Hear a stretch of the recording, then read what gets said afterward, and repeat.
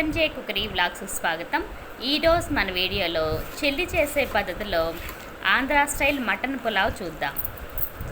సహజంగా మనం పులావ్ అయినా బిర్యానీకైనా పుదీనా యాడ్ చేస్తాము. చెల్లి అయితే ఏమి యాడ్ చేస్తున్నది మనం వీడియోలోనే చూద్దాము. 1/2 kg మటన్ తీసుకుని శుభ్రం చేసి పసుపు, ఉప్పు, కారం 2 స్పూన్స్, ధనియాల పొడి 1 స్పూను, జీలకర్ర పొడి 1/2 స్పూను, మటన్ మసాలా 1 స్పూను, అల్లం వెల్లుల్లి 2 స్పూన్స్,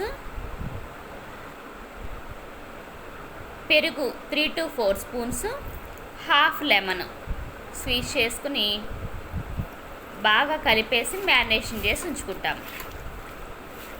మీ టైంని బట్టి మీరు బిఫోర్ డే అయినా మ్యారినేట్ చేసి ఉంచుకోవచ్చు. టైం లేకపోతే 1/2 అవర్ అయినా మ్యారినేట్ చేసి ఉంచుకోవాలి. 2 స్పూన్స్ ఆయిల్ యాడ్ చేసి కలిపేసి ఉంచుతాం. బాస్మతి రైస్ 1 గ్లాస్ తీసుకుని 1/2 అవర్ ముందు సోక్ చేసి ఉంచాలి. 1 or 2 టైమ్స్ క్లీన్ చేసి 1కి 1.25 వాటర్ యాడ్ చేసుకుని సోక్ చేసి ఆ వాటర్ కావాలంటే మనం యూస్ చేసుకోవచ్చు. నార్మల్ రైస్ తీసుకుంటే 1 గ్లాస్కి 1.35 యాడ్ చేసుకుంటాం. పాన్లో 1 or 2 స్పూన్స్ ఆయిల్ యాడ్ చేసుకుని దాల్చిన చెక్క, లవంగాలు, యాలకులు యాడ్ చేసుకుంటాము. ముందుగా మ్యారినేట్ చేసి ఉంచుకున్న మటన్ యాడ్ చేసుకున్నాము. మీడియం ఫ్లేమ్లో ఉంచి 5 to 6 మినిట్స్ కుక్ చేసుకుందాం.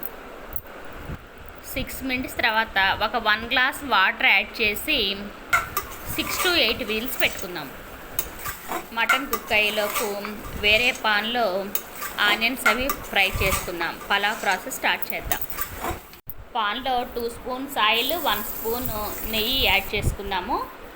ప్రెషర్ పాన్ అయితే స్పేషియస్గా కుక్ అవుతుందని తీసుకున్నాను. మీ దగ్గర కంఫర్ట్గా ఉన్న బౌల్ మీరు తీసుకోండి.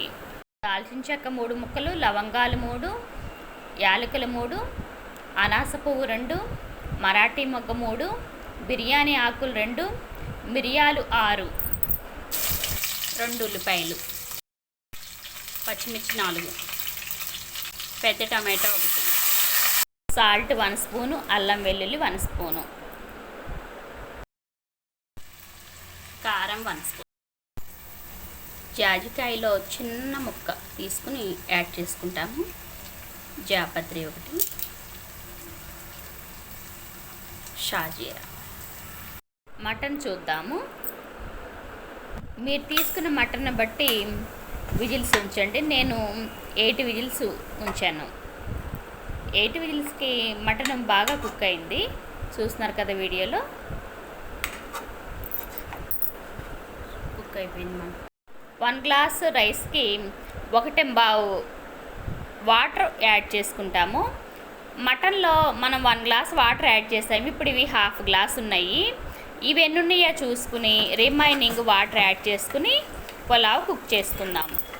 ఆనియన్స్ ఇలా ఫ్రై అయిన తర్వాత వాటర్ రాకుండా మటన్ యాడ్ చేసుకుని ఫ్రై చేసుకుంటాం.